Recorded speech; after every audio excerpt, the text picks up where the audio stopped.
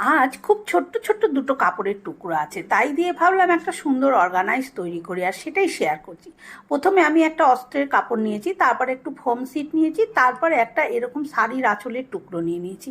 নিয়ে তারপরে লম্বা লম্বা করে সেলাই করে নিয়েছি দু টুকরো।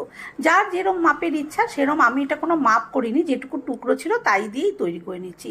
তারপরে সোজা পিঠে ওপরে চেনটা উল্টো করে লাগিয়ে বসিয়ে দিয়ে আবার টপ স্টিচ দিয়ে দিলাম, দিয়ে এপাশেও আর একটা পাট বসিয়ে দিয়েছি। দিয়ে এবারে এইভাবে দুটো পাশ সেলাই করে জুড়ে নেব। আর যে বাড়তি অংশটা সেটাও কেটে নেব। পুরো ভিডিওটা দেখতে চাইলে চ্যানেলে দেয়া আছে, দেখে নিতেই পারেন। তারপরে নিচের দিক থেকে 1.5 ইঞ্চি বাই 1.5 ইঞ্চি দাগ দিয়ে এরকম কেটে নিলাম। তারপরে এই ধারগুলো এরকমভাবে কাপড় দিয়ে পট্টি দিয়ে দেব। আর যেখানটা আমি কাটলাম সেখানটাও এরকমভাবে ধরে এখানটা একটু সেলাই দিয়ে দেবো, আর তারপরে পট্টিটাও দিয়ে দেবো। এই যে দেখুন কত সুন্দর চারপাশটা পুরো সেলাই করে পট্টি দিয়ে দিচ্ছি, তাই ভেতরে কোনো দিকে কাঁচা রইল না, সুতো খোলা বা ছিঁড়ে যাওয়া বা কিছু পড়ে যাওয়ারও ভয় নেই। তারপরে সোজা করে দিলাম। কেমন হয়েছে? সুন্দর একটা অর্গানাইজ তৈরি হয়ে গেল, যে কোনো পারপাসে এটা ব্যবহার করা যাবে।